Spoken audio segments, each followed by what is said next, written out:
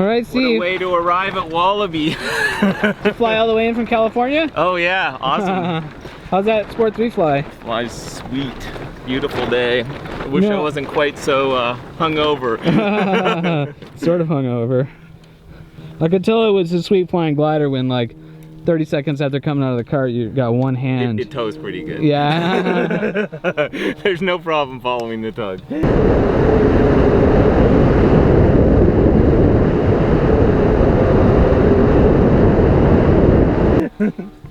Yeah, no, it tows. Yeah, so I had the top release off here. Normally with a Sport 2, we tie the top release like right here because there's so much pitch pressure. And you have to trim out the pitch pressure by moving the hang top release forward. So with this is the way we tow with T2s and U2s. Just put the top release on. If you're using a 3-point release or a 2-point, put the top release on the hang loop and it works great. Or, you know, it'd be super easy to pro tow too.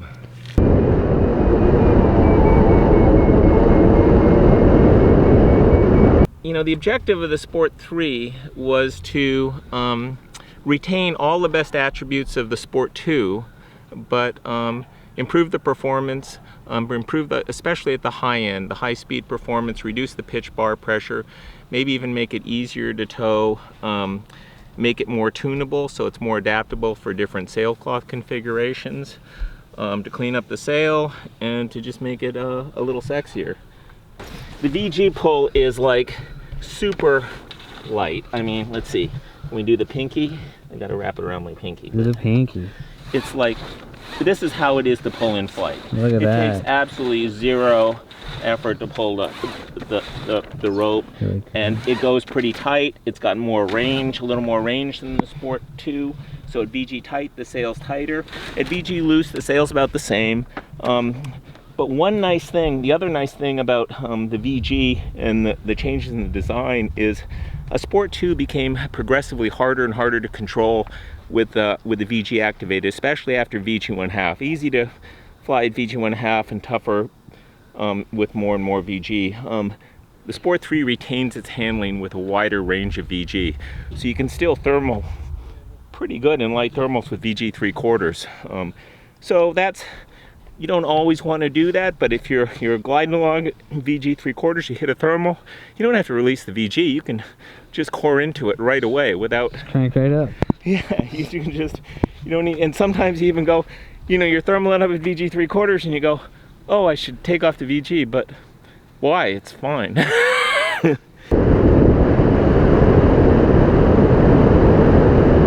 Another small change is the default configuration of the cables is uncoated 1x19, which is the default on a Sport 2 is coated 7x7. So the difference is with the coating on, it adds significantly to the diameter of the cable.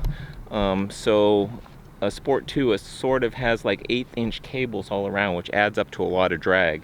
Now on the bottom you could configure a Sport 2 with 1x9 cables, but you couldn't do it on the top. And the reason on the top is because these cables terminate in a ball fitting in the top of the king post.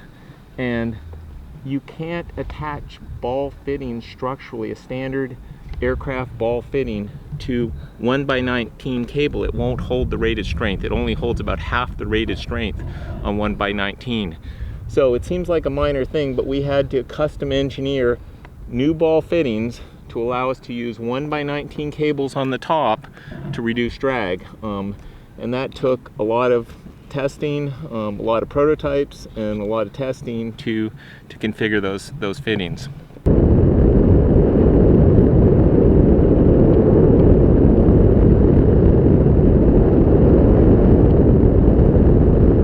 So another change is some of the construction on the sail.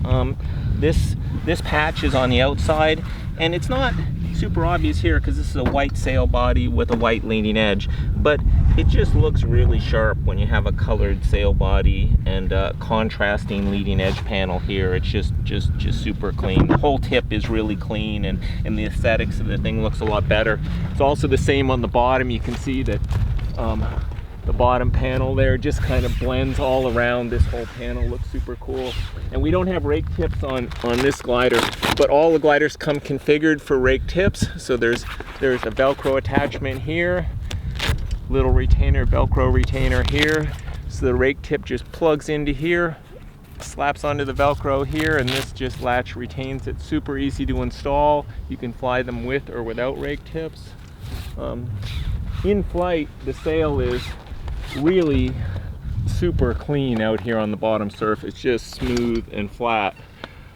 Some of the other little changes, aesthetic changes, the zippers all have hems on them, which seems like a small change, but the way sails are normally constructed, you just lay out this panel and then make a cut and apply the zipper and then just make a cut. It's super easy to do.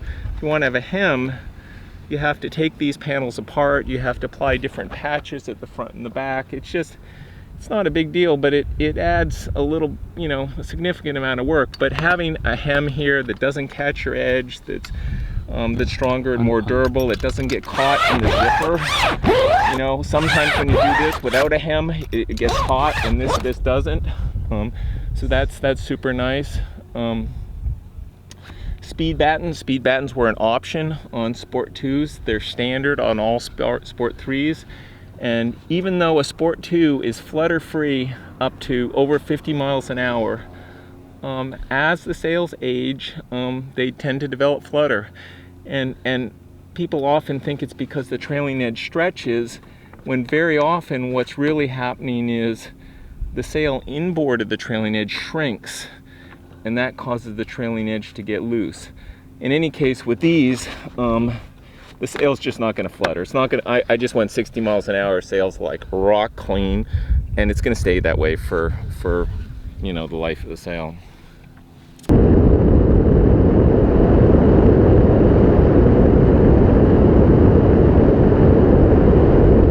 A lot of little changes with the patches are color coordinated on the Mylar sails. We have clear Mylar patches, so you don't have a big white contrasting patch compared to the laminate. It all blends in and looks good. So here we have we have just a kickstand stinger. No big deal, but it's convenient and handy. If you want to take out your bands, you don't have to bend over. Especially important for old people. Why'd you look over at Oliver when you said that? Oliver was going, yes, like so the bottom surface on this glider is a laminate material, clear laminate material. But we make a number of different configurations for the bottom surface. You can have conventional woven fabric like this fabric for the whole bottom surface if you want that look, or you can have this laminate bottom surface. They handle about the same, they perform about the same. This is a little bit lighter. Doesn't add up to much, but maybe a quarter, half pound for the glider. And it kind of is cool looking. Sport 2s their sail cut had a big band of material back here to support all the reinforcing. So what we do is we don't have this band back here, but we have a reinforcing strip that we apply to the laminate to reinforce it where the stitching is.